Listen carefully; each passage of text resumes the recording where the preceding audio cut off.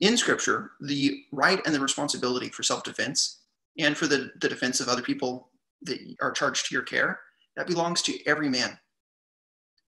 That is not the governmental body's responsibility primarily. It's each individual person's responsibility. Now listen, JG cannot find a place in Scripture that tells us what to do if a tyrannical government makes a law outlawing guns. What should we do? Should we just hand the guns over to the tyrants? Is that the pious Christian's duty? JG is not willing to apply observation of Scripture, observation of the natural world, logic, to come to a conclusion that men do have the right, a natural right to self-defense. He's not willing to see it in the world. He's not willing to see it in Scripture. Even with such a poor understanding of general revelation and natural law, they still ought to have done better. The Bible itself should have corrected their error. So for instance, I don't think that JG has taken seriously that the Bible shows us a support for self-defense using weapons suitable to the task. Just think about in Nehemiah, the wall builders who worked with one hand and they held a sword in the other. Think about in Esther 8, the plot of Haman to kill all the Jews and how Mordecai allowed by law for the Jewish people to protect themselves using weapons. Here's an example. Let's look at Luke 22:36. Let the one who has no sword sell his cloak and buy one. There's nothing confusing about this passage, despite what John Piper wants you to think.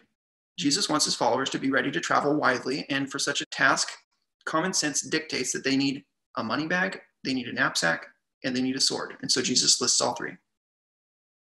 Are you going to share your modernized version of that?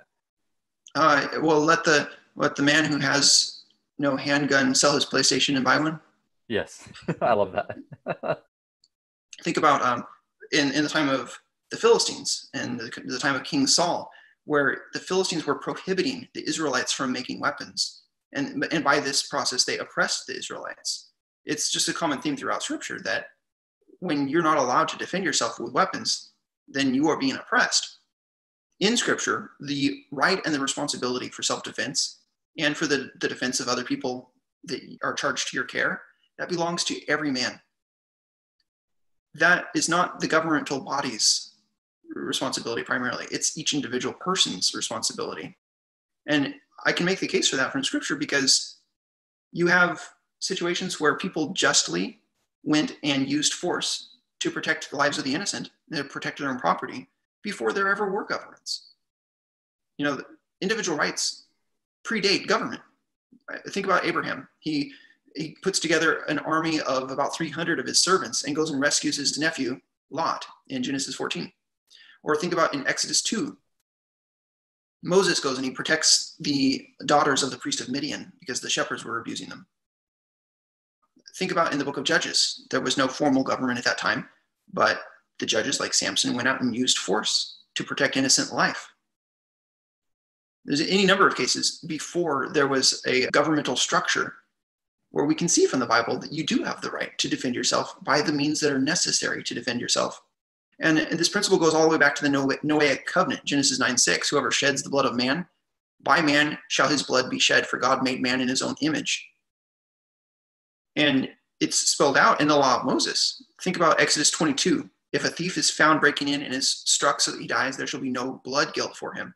So we're spelling out that one of the implications of the sixth commandment, thou shalt not murder, is that if somebody's breaking into your house and you don't know why they're there and you have reason to believe that they've come to murder you, well, then you have the responsibility and the right to defend yourself.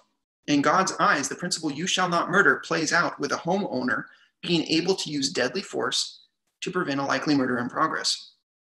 And what are the means of protecting himself? Well, in those days, it would have been a dagger, a knife, a sword, something like that.